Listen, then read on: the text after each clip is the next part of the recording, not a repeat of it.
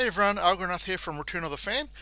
Just returning back to a little bit of old news. So you probably, well, if you're a Lord of the Rings fan, then you probably remember that back in August, Amazon announced that they were not going to be shooting in New Zealand for season 2 of the Lord of the Rings TV franchise, TV series. And there was some speculation about what was behind this. I mean, I think we can probably guess what was behind it, but let's just go over what happened back in August.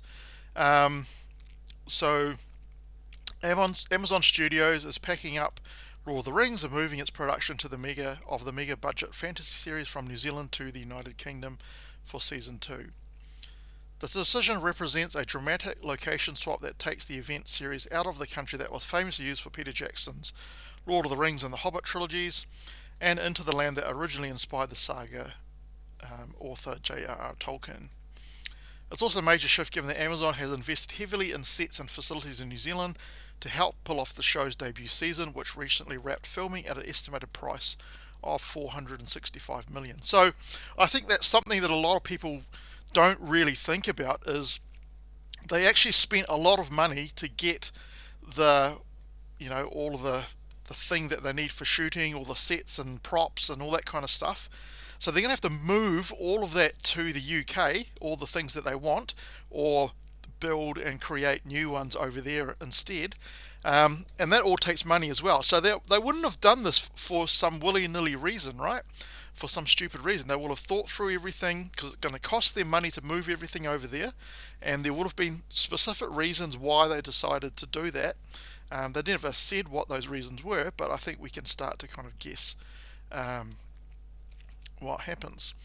The show's steep cost was a key factor in the decision, with sources saying that the UK will be more economical choice moving forward. I don't know how. It doesn't really say that. Amazon has already been investing in studio space in the UK and shooting many other titles. So that could be it there. So they've already got studio space that they're using for other things, so then they can use that for Lord of the Rings as well, I guess. So I guess they could be making a saving there.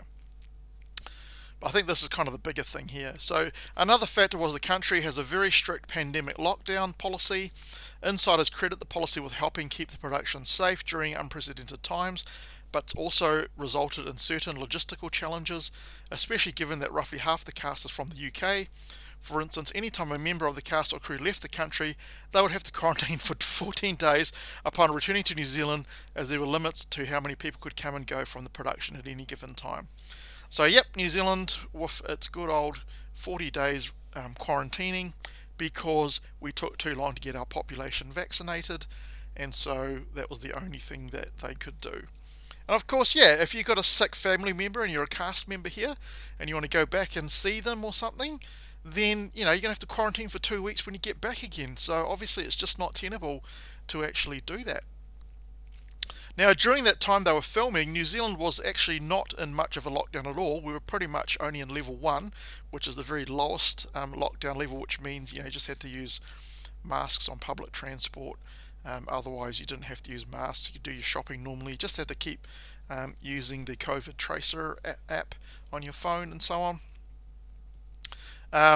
But anytime we had any sort of outbreak, then we would just go into strict lockdowns again.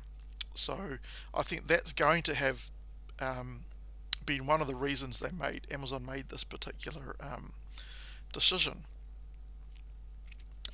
We want to thank the people and government of New Zealand for their hospitality and dedication, and for providing the Lord of the Rings series with an incredible place to begin this epic journey, said Vernon Sanders.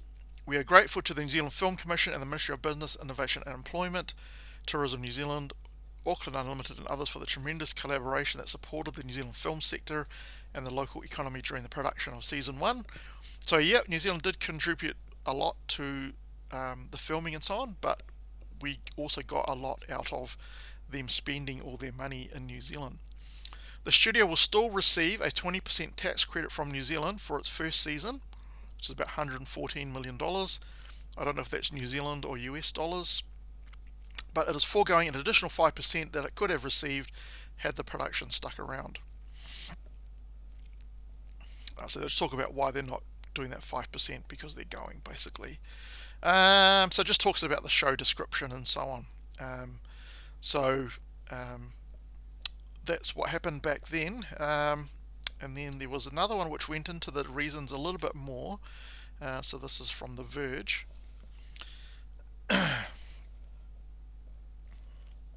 So it's not clear exactly where the series will be shot. Amazon is shipping the complex sets it's built for the first event over to the UK, is currently booking stages for them. So again, it's costing them money to move everything over to the UK, whereas if it was in New Zealand, they didn't have to do that, right? But because of our COVID situation, this is a problem. So yeah, it talks about the COVID factor again. Right, so in New Zealand, just recently we had one case of the Delta variant, and then we went strict lockdown straight away because of the government's go hard, go early, go hard policy.